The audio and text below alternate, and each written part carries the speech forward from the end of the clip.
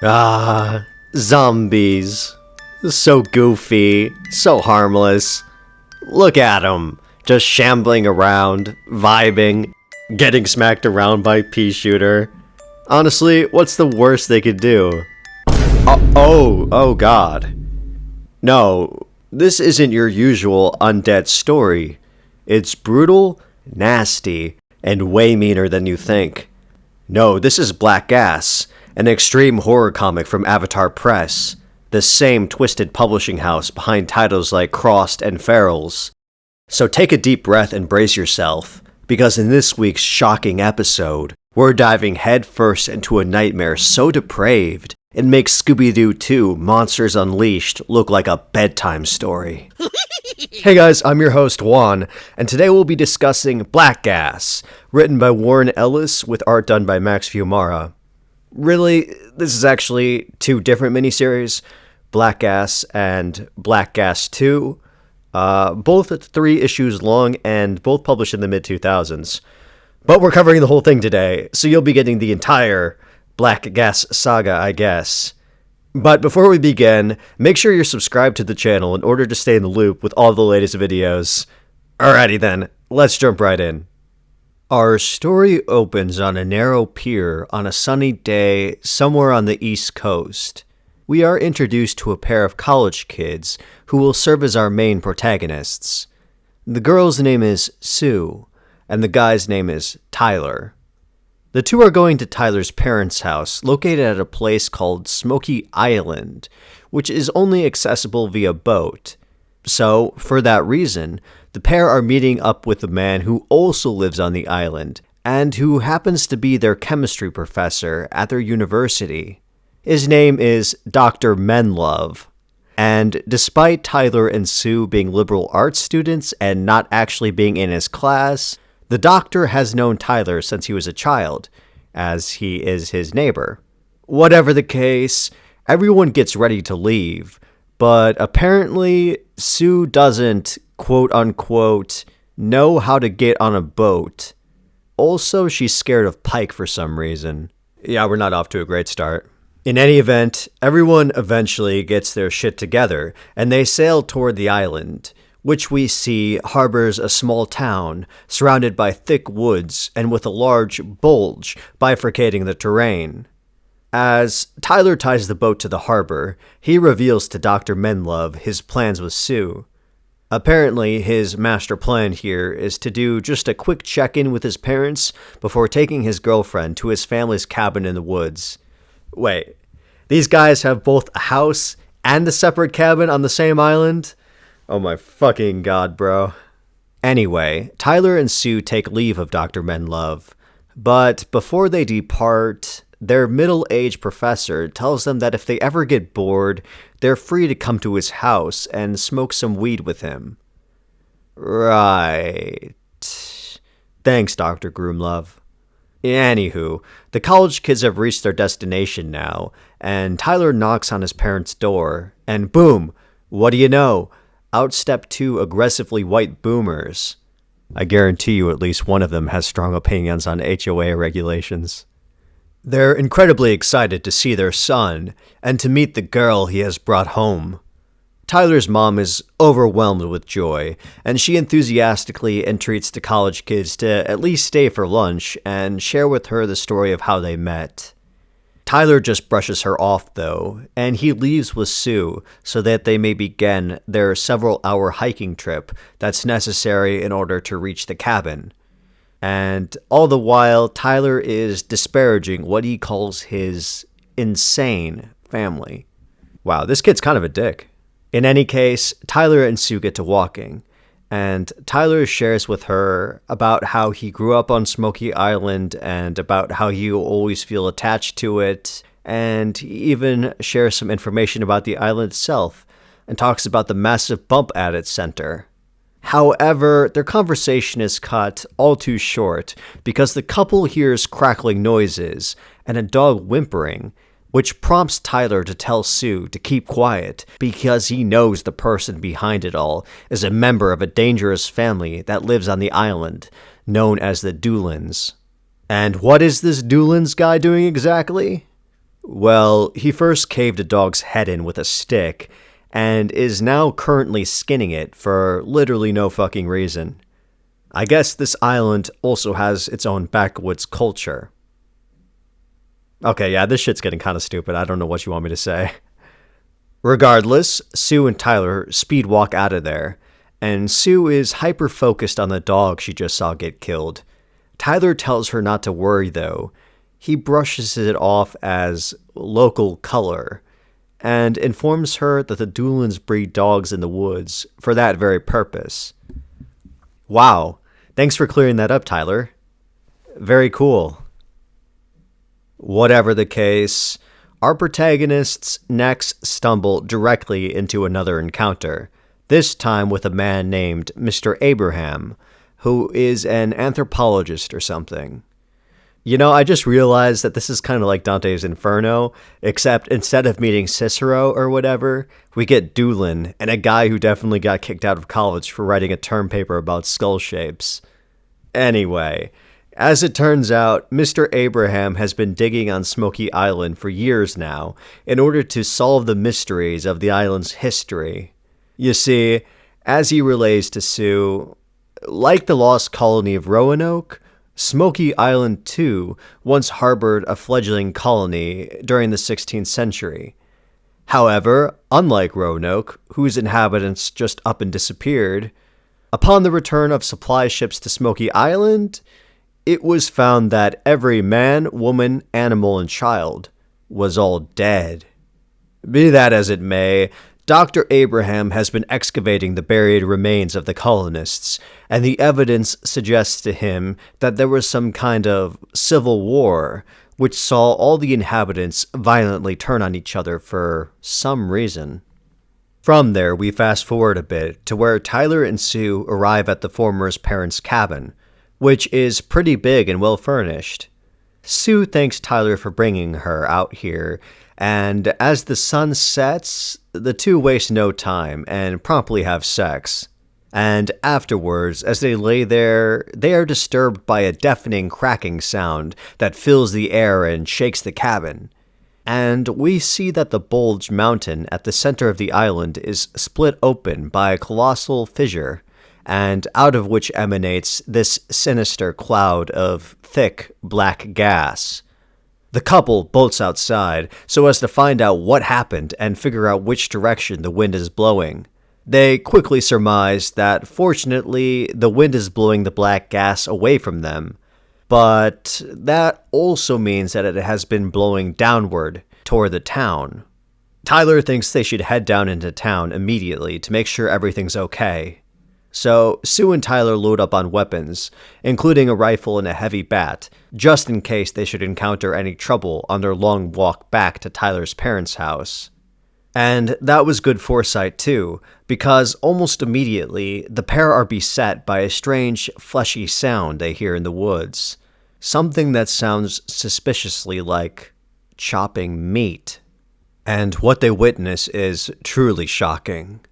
They see the dark silhouette of Mr. Abraham standing over something, and that something is the slain corpse of that Doolin guy. Sue and Tyler watch in abject horror as the anthropologist uses a shovel to penetrate the body and begin shoveling out its intestines. Tyler points his gun at Abraham and orders him to step away from the body, but the man refuses to comply. He calls Tyler a bunch of expletives and tells him that at least now they know why it's called Smoky Island. The madman slowly turns to face our heroes, and we see that his skin is now a pale bluish hue, and further, running down his face is an inky fluid secreted from his eyes and mouth. He lunges at them, all the while salivating and mumbling about how hungry he is. Tyler barely manages to evade Abraham's shovel, and Sue uses the opportunity to start wailing on the psycho with her bat. Eventually, Tyler recovers, and he blasts the bastard's face off. The couple stands rooted now, transfixed by the shock of being attacked and of killing a man. Our heroes start running now, desperate to get back to civilization, desperate for someone to tell them what to do. However, when they finally arrive at the outskirts of town, they see that everything has gone to complete shit, and fires are blazing out of control everywhere. They even see 3 figures aimlessly shuffling around, but when Tyler shines his flashlight on them, he swiftly discovers that they too have discolored skin and the black fluids leaking out of their orifices. And further, like with Abraham from earlier, these men throw themselves at Tyler and Sue, prompting the latter to knock one of these freaks down with her bat. And then the other 2 infected guys bend down over their fallen comrade and use their teeth to rip the flesh off his body like a dog.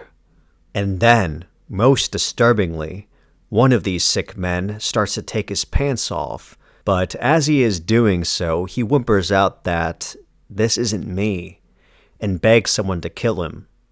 Tyler obliges, and he and Sue sprint as fast as they can back to his parents' house. When they get there, the atmosphere is eerily still. You could hear a pin drop. Tyler slowly pushes open the front door, and it gives off a loud screech as he calls out for his mother and his father. The tension is unbearable, but the silence is broken by the emergence of Tyler's mother on the staircase. Tyler is absolutely relieved to see her, and he asks where his dad is. His mom doesn't say a word, though, and she only responds by dropping something heavy down the stairs. It's her husband's decapitated head with his dick and balls stuffed in his mouth. Tyler starts incoherently screaming, and Sue drags him into the kitchen for cover as his mom taunts her son, saying that she grew her own food. Sue has now pretty much completely transitioned into survival mode, and she is now thinking and moving fast, despite Tyler's present disorientation. She rapidly turns on the stove gas burners and uses a flame to light a curtain on fire, which she then throws on top of Tyler's mom. Soon enough, the entire room is ablaze, and our protagonists make an action movie exit as the flames engulf Tyler's childhood home. Sue is not given to sentimentality, though, and she immediately badgers Tyler as to where Dr. Menlove lives. They're gonna need his boat and keys to get off this island. So the pair jogs about 6 blocks to the doctor's house, and they are surprised to find that it is the only house with lights still on. Our heroes put on a brave face and cautiously walk into the house, prepared for any imminent trouble, should it astir. But what they discover is perhaps even more shocking than some murderous fiend. No, what, or rather who, Sue and Tyler discover is Dr. Menlove, still alive in a recliner, clearly infected, but still yet capable of carrying on a lucid conversation. The doctor explains to them that Smoky Island must have been sitting on a cocktail of chemicals, which was released as a black smoke when it was hit with the quake. Everyone in the town inhaled this gas when it was blown over them, and as the doctor communicates, it clearly has some kind of neurological effect. He describes it like Tourette's, but worse, as the inflicted cannot control their impulses, words, actions, or even thoughts. The only reason Dr. Menlove has held out for so long is because he was incredibly stoned when he inhaled the gas. But now he feels his brain melting, devolving into a primal state focused only on killing and eating. He tells Sue that the boat keys are on the mantle, and he wishes them luck because they have to go all the way through the entire town to get to the docks. And with that, the doctor stands up, ready to attack the couple, but Sue is ready on her feet, and she savagely beats him down. However, all is definitely not well, because all of a sudden, the window pane shatters as a limbless torso bounces into the room. And then, just a mere few beats later, a band of these Smurf movie rejects claw their way into the room. So Tyler and Sue fight for their lives, and it's quite the bloody affair. But despite putting up a good show of it, they are eventually overwhelmed, and they execute a tactical retreat while they still can. Their plan is to commandeer Menlov's car and race it to the docks. The two don't have a key though, so they break in through the windows and hotwire the car, and then they're off. Unfortunately though, they instantly encounter a gang of the infected folk, who Tyler just plows the car through. However, one of the bodies gets stuck under the wheel, and when Tyler stomps his foot down on the gas, its blood splashes all over his face. In any case, Sue and Tyler are free to proceed now, and they speed off. But Tyler is soon distracted, and he wants to stop the car because he thinks they should set the gas station on fire so they can accelerate burning down the whole town. Sue is like, absolutely not, and she just wants to get off the island as quickly as possible. And so the two start fighting over the steering wheel, which ultimately culminates in them crashing the fucking car and totaling it. Nice work, guys. Anyway, Sue is really upset that they no longer have a vehicle, but they're now close enough to the harbor that they can make it on foot. Tyler attempts to explain himself to her, saying that he recognizes all these infected people they're killing, as he grew up on Smokey Island after all. So, in a way, he's kind of killing his own life, and so he's become incredibly nihilistic. But they have no time to think about that shit though, because the path to the docks is being blocked by dozens of the zombie guys, who are just kind of hanging out over there, I guess. They're probably playing street crabs, to be honest. Anyway, Sue uses her ingenuity to come up with a plan to take these bozos down. She loots a general store for some gasoline, and then she starts a car on fire, which of course they send down the ramp at the cannibal freaks. And it works beautifully, and there is a massive explosion that tears apart the infected, and sends their body parts raining down like a meteor shower. Our heroes take advantage of the chaos, and they race toward the boat. Sue turns it on and gets it started, while Tyler works on untying it.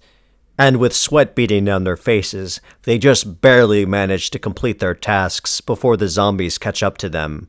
Sue breathes a sigh of relief, grateful to be alive, but Tyler, he starts coughing, and he chokes up and spits out black fluid. He is infected. It is a nightmare come to life, and Sue cannot believe it. She doesn't want to believe it. But reality hits, and it hits hard, and so she has to adapt fast as Tyler reaches for the gun. The two get into a desperate shuffle for the weapon, but ultimately Sue prevails, and she shoots Tyler. His body flings back into the waters and disappears, and Sue finally breaks down and starts crying. However, when she looks back up again, what she sees sends her into a fresh panic. She realizes that it's actually not over, and the worst is not behind her. Because as we see, the miniseries ends with us finding out that the wind blew the black gas out over the sea and directly toward the mainland. An entire city now besieged in darkness. And thus ends Blackgas on a cliffhanger. Oh, I wasn't expecting to see you here. No, it's okay, really. While I have you, I might as well tell you about my YouTube membership program. Right, so if you are a longtime viewer of this channel, you may know that some of my videos aren't exactly advertiser-friendly per se. And that's fine. I wouldn't be doing this if I didn't have a love for the game. Nevertheless, I just wanted to let you know about an opportunity to help out a little. You see, for just $1.99 a month, you can support the channel as well as attain access to some exclusive community emojis, loyalty badges next to your name, and even new videos early. You can see them before anyone else. This is just all for your consideration, of course. It's absolutely not an obligation. Even a like and a subscribe goes a long way. But enough with all that, let's get back to the video. And we're back now for Blackgas 2. Like I said in the intro, it's also 3 issues, but unfortunately, I could only procure low-quality visuals just for the first issue here. The rest will be fine, but whatever. Very sad, can't be helped. Anyway, The story continues off where Blackgas 1 left off. Sue is all alone in a boat, drifting toward the mainland. A mainland that has clearly already descended into pain and anarchy. However, when Sue gets on shore, it seems like a ghost town. She slowly walks up to a telephone booth and hears a robotic voice repeating over and over again that this is an emergency and to proceed to the nearest hospital immediately. Sue decides to follow the advice as she has no idea what to do anymore. Her solitude is short-lived though, because as she turns a corner, she walks directly in on several of the infected, eating human bodies like chicken at a Buffalo Wild Wings. It's really actually not that funny, because they start chasing Sue at full force. She darts around the unfamiliar streets, but winds up getting cornered in an alleyway by the monsters. Sue hangs her head in defeat, but as she is saying her last prayers, a blaring cop car slams through the zombies, absolutely wrecking them. The officers inside scream at Sue to get in the car, and when she does, they speed off. They introduce themselves to Sue. The one who looks like Dennis Rader is named Wilmot, and funnily enough, the black guy is actually named Rader. Weird coincidence, I know. Anyway, Sue explains to the officers that the black gas came from Smoky Island, and she tells them about how she had to kill her own boyfriend after he got bitten. Rader reacts to this information strangely. He casts a side-eyed glance at Wilmot, and when Sue says that getting bitten by an infected turns you into one as well, he pulls a gun out on his partner. Wilmot responds in kind, and so it's a kind of standoff. But then, all of a sudden, Wilmot's head is blown up by Sue, who has just shot him in the back of the head. Damn, I guess Sue just proved that sometimes the back seat really is the driver's seat.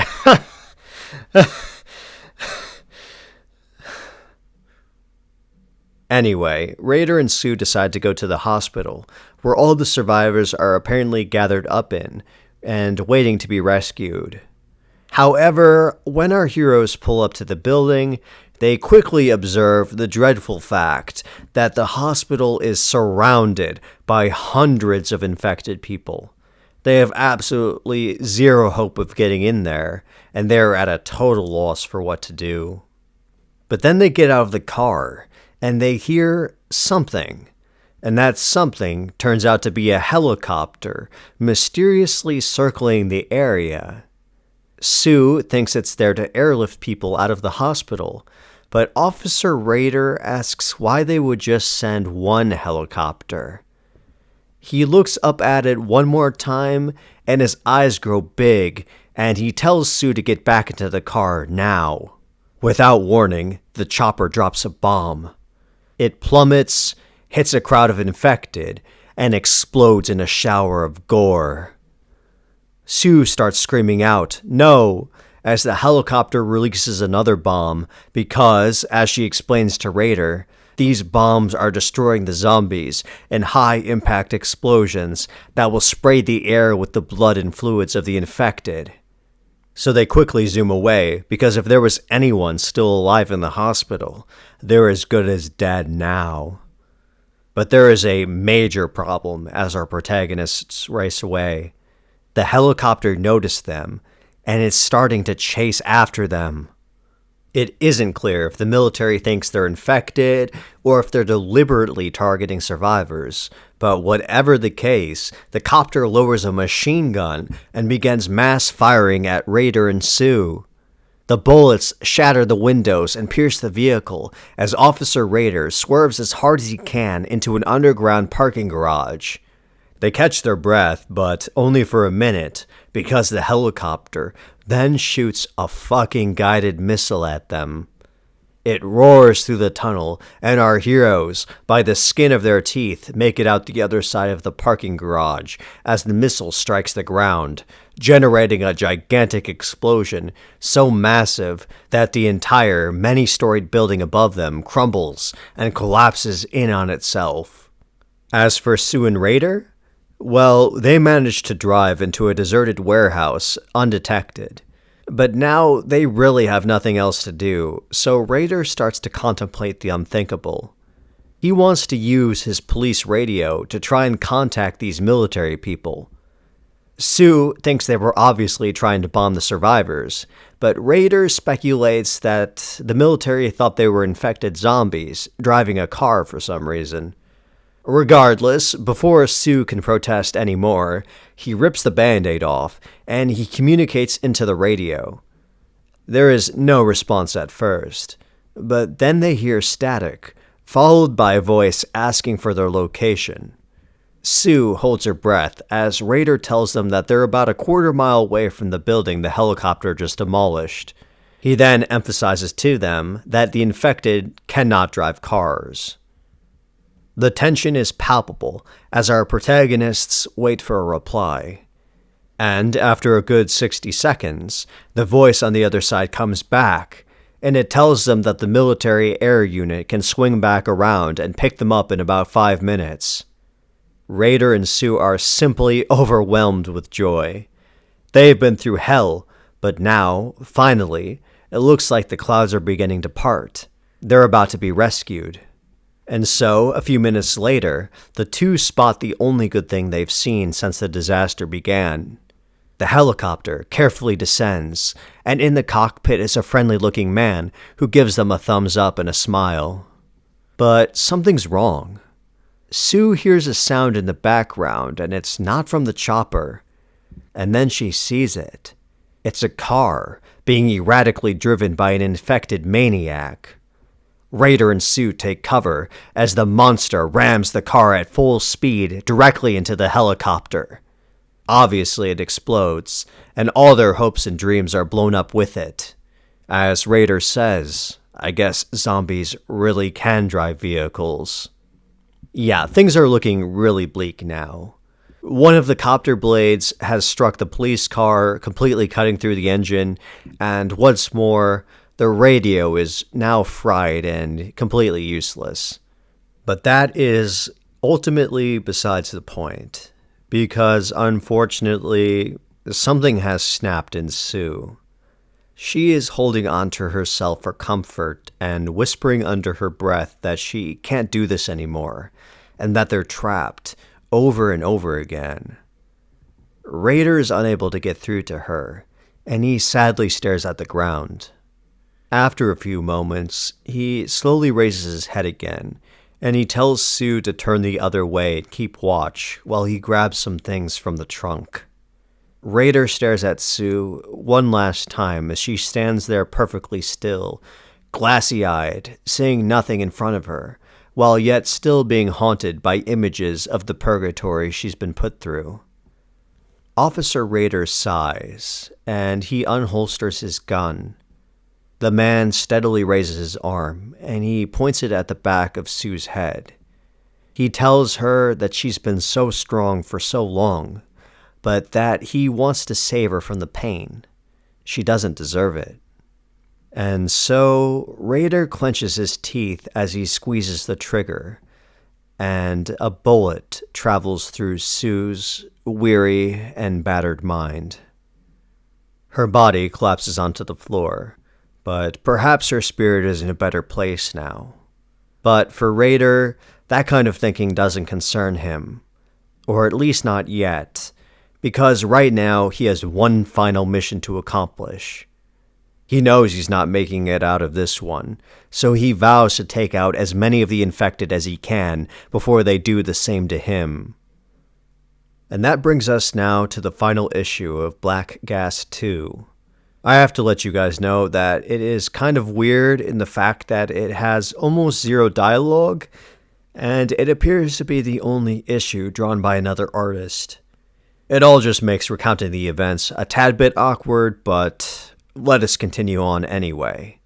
Right, so we return to Officer Raider, now fully dressed in riot gear, ready to take on the entire city himself. And so we basically follow him as he goes from scene to horrific scene, observing the carnage in the rotting city. It's a colorless world, really, interspersed only with bright shades of red indicating blood. Raider walks by an elementary school playground with disembodied limbs scattered all around the grass. He sees an infected person having sex with a headless body, and he summarily executes them.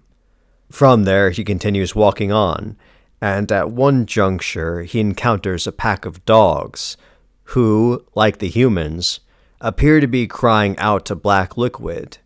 They launch themselves at the officer, and he quickly parries their attack before shooting them through the chest. I suppose that means that at least some animals are also warped by the gas, though I am not sure exactly the mechanics on how that would work. But in any event, we get a few more gruesome scenes of abject misery, such as an image of a bunch of disemboweled employees at McDonald's. Honestly, they probably just ate the McRib. Whatever the case, Raider paces up to a gas station next to an apartment complex filled with zombies. He knows what he has to do next, and so he begins firing at the fuel dispensers, ultimately initiating a giant explosion and fire. He then proceeds to indiscreetly fire his weapon at the random, daring the monsters to come out and face him. But then Raider hears something, and it's coming from above him.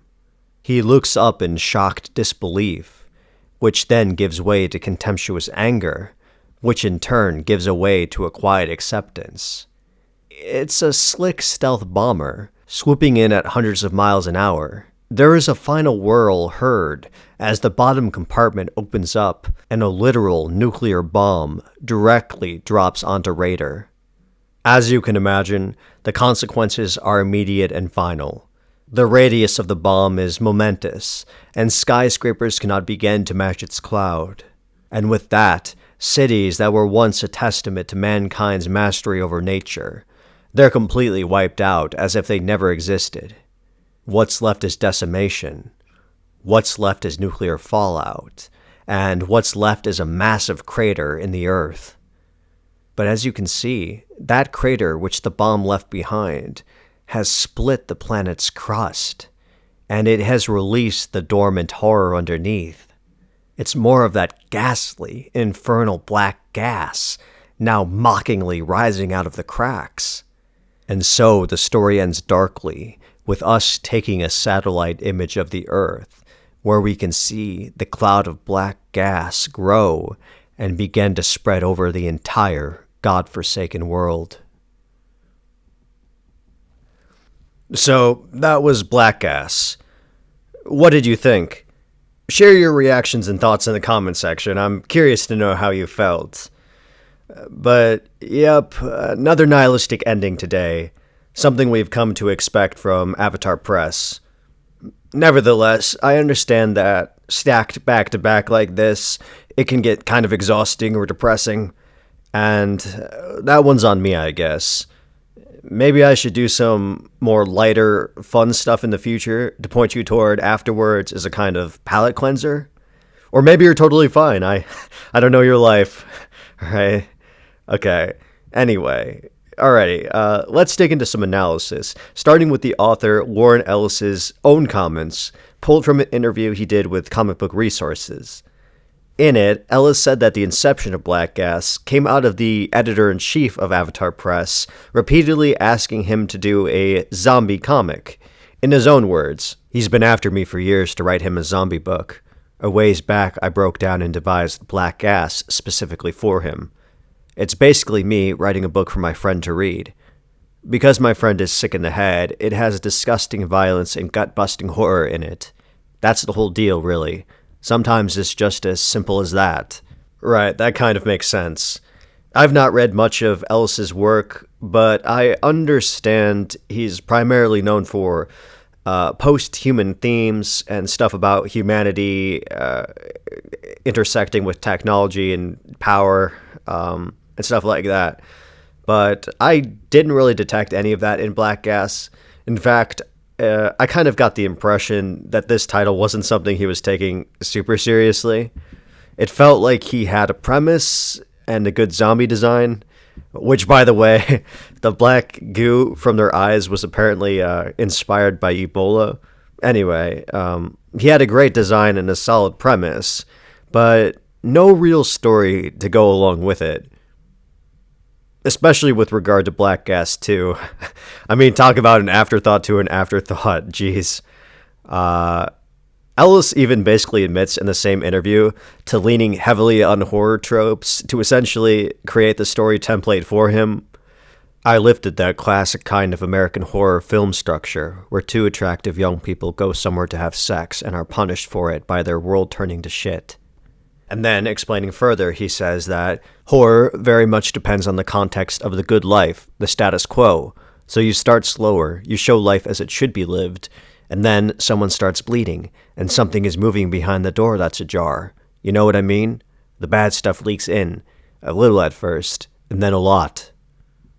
I guess, if pressed, I would say that I wasn't particularly impressed with Blackgas.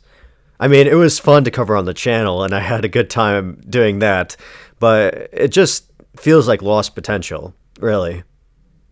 Now, to be fair to Ellis, this book was originally published in 2006, and in that context, there are some genuinely novel zombie elements thrown in here.